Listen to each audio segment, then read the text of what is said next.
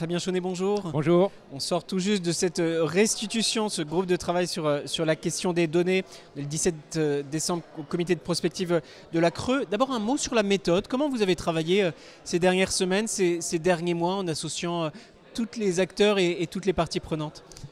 Écoutez, je crois que le travail qui est mené dans le comité de prospective est très intéressant parce que par définition, on a un travail qui se libère des carcans juridiques, économiques et technologiques et qui permet de se poser vraiment des questions d'intérêt général sur l'après-demain. On a tendance tous à être le nez dans le guidon dans l'opérationnel et là on a la possibilité de se poser des questions de fond. Alors forcément, quand on se pose des questions de fond, on n'est pas forcément tous d'accord. Et ce qui est intéressant également dans ce travail-là, ce qui était très enthousiasmant mais également challengeant, c'était d'arriver à tenir compte des positions des uns et des autres pour en sortir un rapport dans lequel il y a à la fois des propositions concrètes qui ne font pas forcément consensus mais qui ont vocation, en tout cas de notre point de vue, les coprésidents du groupe de travail, à faire avancer les questions autour des données et en même temps le fait de tenir compte et de prendre en considération, de présenter les oppositions quand elles arrivent. Alors Jean-François Carenco l'a dit, a insisté plusieurs fois ce matin, le comité de prospective de la Creux n'est pas le lieu du consensus. Vous confirmez donc? Je vous confirme que dans ce groupe de travail-là, ce n'était pas du tout le lieu du consensus, mais tant mieux, parce que c'est comme ça que le débat naît, c'est comme ça que le débat s'enrichit d'idées et de propositions. C'était vraiment l'esprit dans lequel on voulait faire travailler tous ces participants. C'était d'ailleurs une condition, un prérequis qui était évoqué avec la Creux et le président de la Creux quand on a accepté, Cécile Maisonneuve et moi-même, de présider ce groupe de travail. Alors 4 propositions, vous en avez présenté 2 ce matin. La première, c'est la possibilité, l'opportunité d'introduire une obligation pour les constructeurs automobiles de mettre à disposition en temps réel les données. C'est un enjeu fort, peut-être justement de prospective pour les années à venir. Oui, ce qui est intéressant, c'est qu'on a voulu mettre le focus sur 2 cas particuliers assez opposés l'un l'autre, mais qui ont le même, finalement, la même conséquence de dysfonctionnement. Le premier cas, c'est celui de véhicules électriques, où finalement on s'est rendu compte qu'énormément de données étaient produites et transmises en temps réel, notamment aux constructeurs, mais que relativement peu de nouvelles offres et de nouveaux services apparaissaient dans l'écosystème de la mobilité électrique, parce que ces données n'étaient pas transmises. Donc nous pensons que pour développer l'écosystème du véhicule électrique, de la mobilité électrique, beaucoup de tiers pourraient bénéficier de ces données pour pouvoir proposer des services intelligents en matière de mobilité électrique, ce qui est une condition importante pour insérer le véhicule électrique dans le système électrique. Bien sûr, la proposition, c'est avec le consentement de l'utilisateur, évidemment. Oui. C'est bien écrit dans la proposition. Sous réserve du consentement des utilisateurs.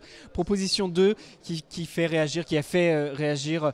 Elle concerne le déploiement de Linky, préparer une simplification des règles de consentement pour le recueil des données des consommateurs. C'est nécessaire. Pourquoi c'est nécessaire ? Dans le cas de Linky, c'est le cas inverse par rapport au véhicule électrique. C'est-à-dire que finalement, il y a beaucoup d'obligations qui pèsent sur les gestionnaires de réseaux de distribution qui aujourd'hui ont la responsabilité du comptage pour la transmission de ces données avec des règles de consentement du consommateur qui sont d'ailleurs très complexes. Mais finalement, on se rend compte qu'en pratique, il y a très peu de données très précises qui sont collectées et enregistrées chez le distributeur. En fait, en moyenne, à peu près 1 client sur 10 peut disposer de ces informations-là.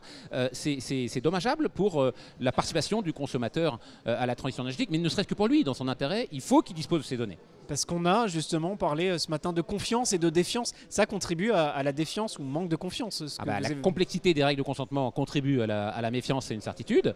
Et nous proposons d'ailleurs, pour être très précis sur la proposition, après le déploiement, pas avant ou pendant le déploiement, après un retour d'expérience sur des expérimentations qu'on pourrait faire dans le cadre de ce qu'on appelle un bac à sable réglementaire, de vérifier qu'on pourra casser ce cercle vicieux que nous avons observé, où il y a peu de données qui sont produites, donc peu de nouvelles offres et de nouveaux services qui sont proposés, donc peu de bénéfices qui sont observés par les consommateurs, qui du coup donnent rarement leur consentement, et ça continue, il n'y a pas de données, etc., etc.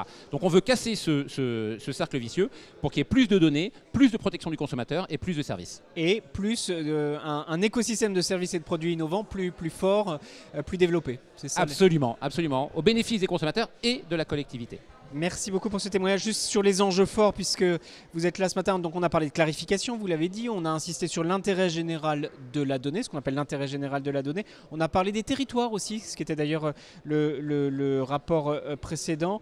Oui, et on a parlé aussi donc plus largement de cette articulation innovation, protection des données. On voit que les enjeux sont extrêmement forts et sur tous ces enjeux, ça a été dit et redit, la pédagogie, l'explication, la communication est tout simplement indispensable pour avancer. J'insiste sur un point qui est important important par rapport à ce que vous venez de dire.